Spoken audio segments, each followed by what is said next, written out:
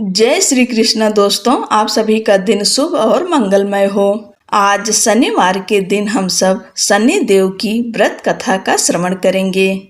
जिनकी कुंडली में शनि दोष, शनि की 7.5 या ढैया होती है, उनको शनिवार का व्रत करना चाहिए और शनिवार व्रत कथा पढ़नी चाहिए या सुननी चाहिए।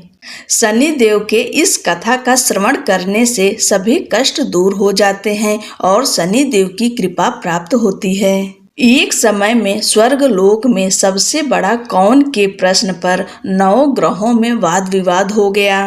निर्णय के लिए सभी देवता देवराज इंद्र के पास पहुँचे और बोले, हे देवराज, आपको निर्णय करना होगा कि हम में से सबसे बड़ा कौन है। देवताओं का प्रश्न सुन इंद्र उलझन में पड़ गए। फिर उन्होंने सभी को पृथ्वी लोक में राजा विक्रमादित्य के पास चलने का सुझाव दिया। सभी ग्रह भूलोक राजा विक्रमादित्य के दरबार में पहुँचे। जब ग्रहों ने अपना प्रश्न राजा विक्रमादित्य से पूछा तो वह भी कुछ देर के लिए परेशान हो उठे, क्योंकि सभी ग्रह अपनी अपनी शक्तियों के कारण महान थे। किसी को भी छोटा या बड़ा कह देने से उनके क्रोध के प्रकोप से भयंकर हानि पहुंच सकती थी। अचानक राजा विक्रमादित्य को एक उपाय सूझा और उन्होंने विभिन्न धातुओं जैसे सोना, चांदी, कांसा, तांबा, सीसा, रांगा, जस्ता, अभ्रक व लोहे के 9 आसन बनवाए। सबसे आगे सोना और सबसे पीछे लोहा का आसन रखा गया। उन्होंने सभी देवताओं को अपने अपने आसन पर बैठने को कहा। उन्होंने कहा, जो जिसका आसन हो ग्रहण करे। जिसका आसन पहले होगा वह सबसे बड़ा तथा जिसका बाद में होगा वह सबसे छोटा होगा। चूंकि लोहे का आसन सबसे पीछे था, इसलिए शनिदेव समझ गए कि राजा ने मुझे सबसे छोटा बना दिया है। इस निर्णय से शनिदेव रुष्ट होकर बोले, हे राजन, तुमने मुझे सबसे पीछे बैठाकर मेरा अपमान किया है। तुम मेरी शक्तियों से परिचित नहीं हो। सूर्य एक राशि पर 1 महीने, चंद्रमा 2 महीने 2 दिन, मंगल 1.5 महीने, बुध और शुक्र 1 महीने, बृहस्पति 13 महीने रहते हैं। लेकिन मैं किसी भी राशि पर 2.5 वर्ष से लेकर 7.5 वर्ष तक रहता हूँ। बड़े बड़े देवताओं को मैंने अपने प्रकोप से पीड़ित किया है। अब तू भी मेरे प्रकोप से सावधान रहना। इस पर राजा विक्रमादित्य बोले, जो कुछ भाग्य में होगा देखा जाएगा। इसके बाद अन्य ग्रहों के देवता तो प्रसन्नता के साथ चले गए, परंतु शनि देव बड़े क्रोध के साथ वहां से विदा हुए। कुछ समय बाद जब राजा विक्रमादित्य पर 7.5 की दशा आई तो शनि देव ने घोड़े के व्यापारी का रूप धारण किया और बहुत से घोड़ों के साथ विक्रमादित्य की नगर पहुँचे। राजा विक्रमादित्य उन घोड़ों को देखकर एक अच्छे से घोड़े को अपनी सवारी के लिए चुनकर उस पर चढ़े। राजा जैसे ही उस घोड़े पर सवार हुए, वह बिजली की गति से दौड़ पड़ा। तेजी से दौड़ता हुआ घोड़ा राजा को दूर एक जंगल में ले गया और फिर वहां राजा को गिराकर गायब हो गया। राजा अपने नगर लौटने के लिए जंगल में भटकने लगा, पर उसे कोई रास्ता नहीं मिला। राजा को भूख प्यास लगाई। बहुत घूमने पर उन्हें एक चरवाहा मिला। राजा ने उससे पानी मांगा। पानी पीकर राजा ने उस चरवाहे को अपनी अंगूठी दे दी और उससे रास्ता पूछकर जंगल से निकलकर पास के नगर में चल दिए। नगर पहुंचकर राजा एक सेठ की दुकान पर बैठ गए। राजा के कुछ देर दुकान पर बैठने से सेठ की बहुत बिक्री हुई। सेठ ने राजा को भाग्यवान समझा और उसे अपने घर भोजन पर ले गया। सेठ के घर में सोने का एक हार खूंटी पर लटका हुआ था। राजा को उस कमरे में छोड़कर सेठ कुछ देर के लिए बाहर चला गया। तभी एक आश्चर्यजनक घटना घटी। राजा के देखते देखते खूंटी सोने के उस हार को निगल गई। सेठ ने जब हार गायब देखा तो उसने चोरी का संदेह राजा पर किया और अपने नौकरों से कहा कि इस परदेशी को रस्सियों से बांधकर नगर के राजा के पास ले चलें। राजा ने विक्रमादित्य से हार के बारे में पूछा तो उन्होंने बताया कि खूंटी ने हार को निगल लिया। इस पर राजा क्रोधित हुए और उन्होंने चोरी करने के अपराध में विक्रमादित्य के हाथ पांव काटने का आदेश दे दिया। सैनिकों ने राजा विक्रमादित्य के हाथ पांव काटकर उन्हें सड़क पर छोड़ दिया। कुछ दिन बाद एक तेली उन्हें उठाकर अपने घर ले गया और उसे कोल्हू पर बैठा दिया। राजा आवाज देकर बैलों को हाँकता रहता। इस तरह तेली का बैल चलता रहा और राजा को भोजन मिलता रहा।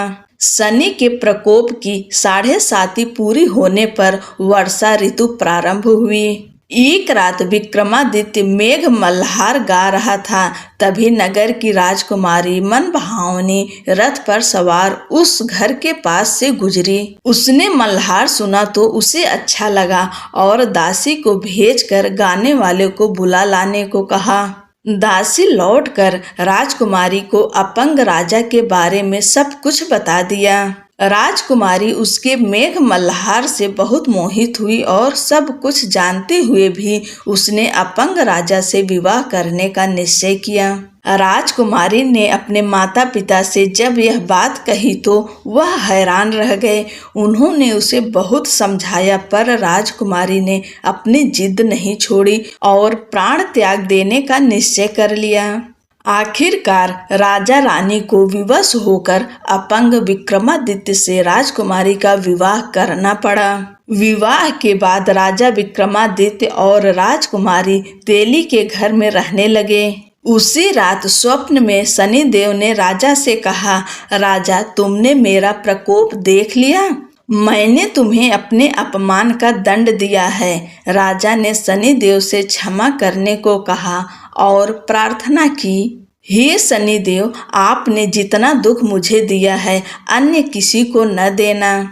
शनिदेव ने कहा, राजन मैं तुम्हारी प्रार्थना स्वीकार करता हूँ। जो कोई स्त्री पुरुष मेरी पूजा करेगा, कथा सुनेगा, जो नित्य ही मेरा ध्यान करेगा, चींटियों को आटा खिलाएगा, वह सभी प्रकार के कष्टों से मुक्त होता रहेगा तथा उसके सब मनोरथ पूर्ण होंगे। यह कहकर शनिदेव अंतर ध्यान हो गए। प्रातः काल राजा विक्रमादित्य की नींद खुली तो अपने हाथ पांव देखकर राजा को बहुत खुशी हुई। उन्होंने मन ही मन शनिदेव को प्रणाम किया। राजकुमारी भी राजा के हाथ पांव सलामत देखकर आश्चर्य में डूब गई। तब राजा विक्रमादित्य ने अपना परिचय देते हुए शनिदेव के प्रकोप की सारी कहानी सुनाई। इधर सेठ को जब इस बात का पता चला तो दौड़ता हुआ आया और राजा विक्रमादित्य के चरणों में गिरकर क्षमा मांगने लगा। राजा विक्रमादित्य ने उसे क्षमा कर दिया क्योंकि वह जानते थे कि यह सब तो शनिदेव के प्रकोप के कारण हुआ था। सेठ राजा विक्रमादित्य को पुनः अपने घर ले गया और उसे भोजन कराया। भोजन करते समय वहां एक आश्चर्य घटना घटी। सबके देखते देखते उस खूंटी ने हार उगल दिया। सेठ ने अपनी बेटी का विवाह भी राजा के साथ कर दिया और बहुत से स्वर्ण आभूषण, धन आदि देकर राजा को विदा किया। राजा विक्रमादित्य राजकुमारी मन भावनी और सेठ की बेटी के साथ अपने नगर वापस पहुंचे तो नगर वासियों ने हर्ष के साथ उनका स्वागत किया। अगले दिन राजा विक्रमादित्य ने पूरे राज्य में घोषणा कराई कि शनिदेव सब ग्रहों में सर्वश्रेष्ठ हैं। प्रत्येक स्त्री पुरुष शनिवार को उनका व्रत करें और व्रत कथा अवश्य सुने। राजा विक्रमादित्य की घोषणा से शनिदेव बहुत प्रसन्न हुए। शनिवार का व्रत करने और व्रत कथा सुनने से शनिदेव की अनुकंपा बनी रहती है और भक्त के सभी दुख दूर होते हैं। बोलो शनिदेव महाराज की जय। एक पौराणिक कथा के अनुसार एक समय शनिदेव भगवान शंकर के धाम हिमालय पहुँचे। उन्होंने अपने गुरुदेव भगवान शिव को प्रणाम कर उनसे आग्रह किया कि हे प्रभु, मैं कल आपकी राशि में आने वाला हूँ, अर्थात मेरी वक्र दृष्टि आप पर पड़ने वाली है। शनि देव की बात सुनकर भगवान शंकर हतप्रभ रह गए और बोले, हे शनि देव, आप कितने समय तक अपनी वक्र दृष्टि मुझ पर रखेंगे?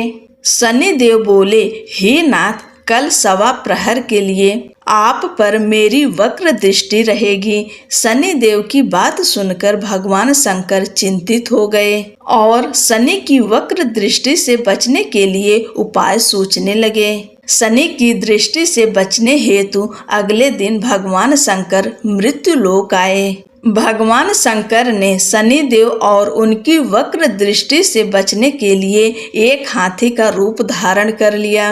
भगवान शंकर को हाथी रूप में सवा प्रहर तक का समय व्यतीत करना पड़ा तथा शाम होने पर भगवान शंकर ने सोचा, अब दिन बीत चुका है और शनि देव की दृष्टि का भी उन पर कोई असर नहीं होगा। इसके उपरांत भगवान शंकर पुनः कैलाश पर्वत लौट आए। भगवान शंकर प्रसन्न मुद्रा में जैसे ही कैलाश पर्वत पर पहुँचे, उन्होंने शनि देव को उनका इंतजार करते पाया। भगवान शंकर को देखकर शनि देव ने हाथ जोड़कर प्रणाम किया। भगवान शंकर मुस्कुराकर शनि देव से बोले, आपकी दृष्टि का मुझ पर कोई असर नहीं हुआ। यह सुनकर शनि देव मुस्कुराए और बोले, मेरी दृष्टि से न तो देव बच सकते हैं और न ही दानव, यहाँ तक कि आप भी मेरी दृष्टि से नहीं बच पाए। यह सुनकर भगवान शंकर आश्चर्यचकित रह गए। शनि देव ने कहा, मेरी ही दृष्टि के कारण आपको सवा प्रहर के लिए देव योनि को छोड़कर पशु योनि में जाना पड़ा। इस प्रकार मेरी वक्र दृष्टि आप पर पड़ गई और आप इसके पात्र बन गए। शनि देव की न्याय प्रियता देखकर भगवान शंकर प्रसन्न हो गए और शनि देव को हृदय से लगा लिया। एक कथा के अनुसार भगवान श्री गणेश भी शनि देव की नजर से नहीं बच सके थे और उन्हें भी शनि की वक्र दृष्टि का सामना करना पड़ा था। ब्रह्म वैवर्त पुराण के अनुसार माता पार्वती ने पुत्र प्राप्ति के लिए पुण्यक नामक व्रत था, जिसके फलस्वरूप भगवान विष्णु ने उनके गर्भ में बालक रूप में जन्म लिया। जन्म के पश्चात सभी देवी और देवता शिव पार्वती को बधाई देने और बालक गणेश को आशीर्वाद देने के लिए बारी बारी से उपस्थित हुए, परंतु शनि देव ने बालक गणेश को न तो देखा और न ही उनके पास गए। माता पार्वती को यह बात अपने पुत्र का अपमान लगी और वो रुष्ट हो गईं। दरअसल पार्वती जी को शनि देव की पत्नी द्वारा दिए गए श्राप के बारे में पता ही नहीं था। उनकी दृष्टि पड़ते ही हानि हो सकती है। उन्हें लगा कि शनि उनके पुत्र का अपमान कर रहे हैं। उन्होंने कहा, सूर्य पुत्र, अपनी गर्दन क्यों झुका रखी है? मेरी व मेरे पुत्र की ओर देखो। तुम मेरे पुत्र को देख क्यों नहीं रहे हो? इस पर शनि देव ने कहा, माते, मेरा नहीं देखना ही अच्छा है, क्योंकि सभी प्राणी अपनी अपनी करने का फल भोगते हैं। मैं भी अपनी करने का फल भोग रहा हूँ। ऐसा कहकर शनि देव अपने श्राप के बारे में बताते हैं। तब माता पार्वती ने कहा कि सब कुछ ठीक होगा, तुम्हारे देखने पर कुछ अमंगल नहीं होगा, क्योंकि यह मेरा पुत्र है और इसे सभी देवताओं ने आशीर्वाद दिया है। शनि देव ने माता पार्वती का रुष्ट भाव समझकर उनकी आज्ञा मान ली और बालक गणेश को देख लिया, परंतु शनि देव की दृष्टि पड़ते ही नवजात बालक का सिर धड़ से अलग होकर ब्रह्मांड में विलीन हो गया। माता पार्वती अपने पुत्र की यह दशा देख बेहोश हो गईं। तब माता पार्वती को इस आघात से बाहर निकालने और उनके क्रोध से बचने के लिए तत्काल ही भगवान विष्णु अपने वाहन गरुड़ पर सवार हो उत्तर दिशा में स्थित पुष्पभद्रा नदी तट पर गए। वहां उन्होंने एक हथनी को देखा जो अपने बालक की ओर पीठ किए बैठी थी। इस संबंध में यह भी कहा जाता है कि वहां उन्होंने देखा कि एक हथनी अपने नवजात शिशु को लेकर उत्तर दिशा में सिर करके सो रही थी। भगवान विष्णु ने शीघ्र ही सुदर्शन चक्र से नवजात गज शिशु का मस्तक काट लिया और वे उसे लेकर शिवलोक पहुँचे तथा माता पार्वती के बालक के धड़ पर लगाकर उसके प्राण वापस किए। बाद में जब माता पार्वती को होश आया तो उन्होंने शनि देव को श्राप दे दिया, परंतु सभी देवताओं ने शनि का पक्ष लेकर कहा कि इसमें उनकी कोई गलती नहीं है। आपको तो इन्होंने सारी बात बता ही दी थी कि वे आपके बालक को क्यों नहीं देख रहे हैं, किंतु आपकी जिद पूरी करने हेतु ही शनि देव ने आपके पुत्र को देखा, इसमें इनका कोई कसूर नहीं है। तब माता पार्वती ने शनि देव को क्षमा कर दिया और श्राप को एक पैर की विकलता के रूप में परिवर्तित कर दिया। इस तरह भगवान शिव और भगवान गणेश दोनों ही शनि देव की नजर से नहीं बच पाए थे। बोलो शनि देव महाराज की जय। अब एक और शनि देव की कहानी सुनते हैं। एक बार एक ब्राह्मण पूजा पाठ कराने जा रहा था। उसे रास्ते में शनि महाराज मिले। ब्राह्मण बोला, शनि महाराज आप कहाँ जा रहे हैं? तब शनि देव ने कहा, मैं राजा के लगने जा रहा हूँ। ब्राह्मण बोला, अगर तुम राजा के लगोगे तो सारी प्रजा दुखी होगी, इसलिए तुम मेरे लग जाओ। तब शनि देव बोले, कितने साल का लगूं? ब्राह्मण बोला, 7 साल के, 5 साल के, 2.5 साल के और 1.25 साल के। मुझसे ना उठाई जाएगी। तुम ऐसा करो, तुम मुझे 1.25 पहर के लिए लग जाओ। शनि देव ने कहा, ठीक है, तो मैं 1.25 पहर के लिए तुम्हें लग जाता हूँ। उसके बाद ब्राह्मण देवता नदी के किनारे आसन बिछाकर पाठ करने लगे। नदी में तो 2 मतीरे बहे जा रहे थे। ब्राह्मण ने उन दोनों मतीरों को निकालकर अपने घुटने के नीचे रख लिया। देखते ही देखते दोनों मतीरे राजा के बेटों के सिर बन गए। फिर ब्राह्मण के पास शनि देव आए और बोले, ब्राह्मण, तुमने राजा के लड़कों के सिर काट कर रखे हैं। तब ब्राह्मण बोला, किसी को मत कहना कि मुझे शनि की दशा लगी है। उसके बाद शनि देव वेश बदलकर नगर में चले गए और वहां जाकर उन्होंने एक आदमी से कहा कि नदी के किनारे एक ब्राह्मण के घुटने के नीचे राजा के बेटों के सिर पड़े हैं। देखते ही देखते यह बात पूरे नगर में फैल गई। जब यह बात राजा को पता चली तो राजा ने कहा कि ब्राह्मण को सूली पर चढ़ा दो।